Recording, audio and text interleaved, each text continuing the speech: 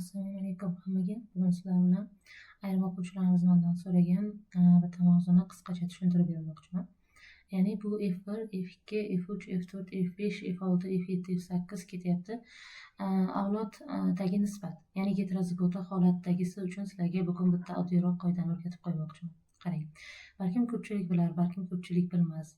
Lekin juda ham ko'p kanallarda, juda ham ko'p o'qituvchilar tomonidan video yechimlarda bularni yozilishi, pinnet kataklariga chizib, qisqarib ketishi haqidagi video darsliklar o'rgatilgan. Lekin men sizlarga hozir osonroq usulda topishni o'rgatmoqchiman. Balki buni ham ko'pchilik o'quvchilarimiz bilsa ham kerak. Qarang, bilmaydiganlar uchun sizlarga men o'rgatsam albatta, bundan albatta xursand bo'laman. Birinchi marta mendan o'rganayotgan bo'lsangiz.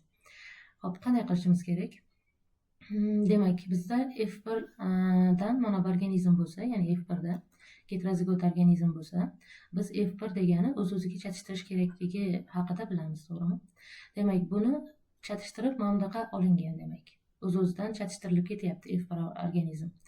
Xo'p, bu yerda kelib mana bu 6 ta bu 4 ta heterozigota va 6 ta paydo bo'lgan, keyin qisqarib ketgan deymiz har doim, buni bilasiz. 3, 2, 3 bu F3 dagi nisbat. Mana bu yerda mana yozib qo'yganman. Qarang, mana bu F3, F2 bo'lib qolibdi. Demak, F3 da 3, 2, 3. F2 ni ham bilasiz. Demak, 1, 2. Xo'p, mana bu 1.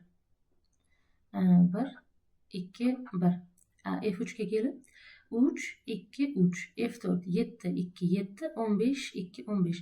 Ko'pchilik o'quvchilarimiz shuni yodlab qo'ygan va F6, F7 desa topishga sal qiyinchilik, o'zida qiyinchilik his qiladi. Aslida buni topish oson. Qarang, nima qilishimiz kerak. Biz kimyo fanini o'qiganmiz. Kimyo fanida bilasiz, radikal degan tushuncha bor organik kimyoda. Biz kimyoni ham bilamiz endi, biologlar. Radikal degan tushunchada nima edi? Radikalni topish uchun, misol uchun alkan bo'lsa, uglerod sonini 2 ga ko'paytirib, ustiga 1 ni qo'shishingiz kerak, to'g'rimi? Bu yerda ham xuddi shunaqa tartib ketgan, faqat siz mana bu o'rtadagini o'zgartirmasangiz bo'ldi. Mana shu o'rtadagini o'zgartirmasdan 2 chekkasini 2 ga ko'paytirib 1 ni qo'shib ketaverasiz. 2 chekkasi bir xil bo'ladi. Misol uchun qarang.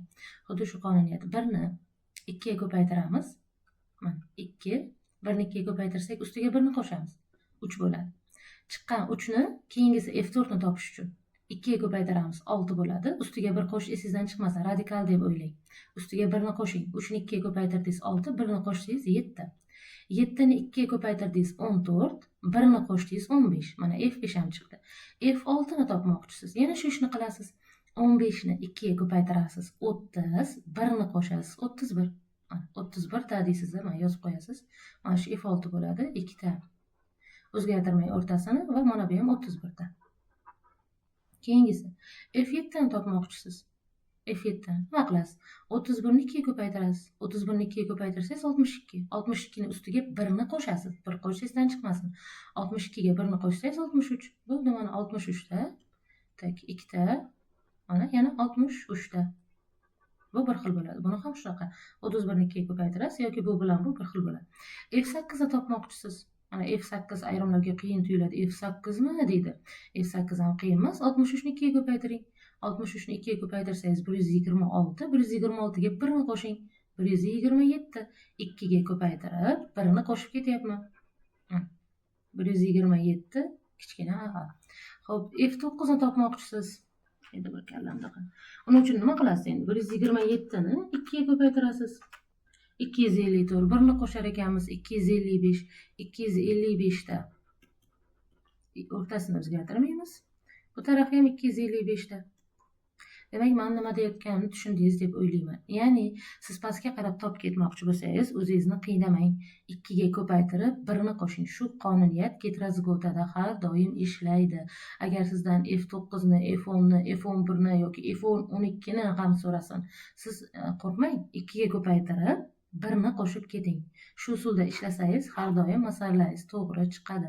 Qolgan F10, F11, F12larni o'zingiz mana shu usulda topib ko'ring. Ya'ni mana bu yerdan davom ettirib, 2 ga ko'paytirib 1 ni qo'shib keting. Qayerga yozib qo'ysam ekan? Mana bu yoqqa yozib qo'yamiz. Demak, buni topish uchun deysiz, o'sha berilgan sonni 2 ga ko'paytirishingiz kerak.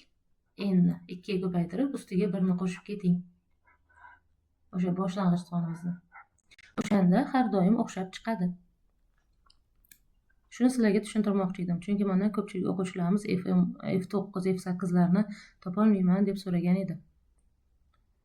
Yana qaysidir mavzuni qiynalsangiz, aytishingiz mumkin. Vaqt topganimda mendek qisqagina qilib oson usullarni bilsam albatta tushuntirib qo'yaman.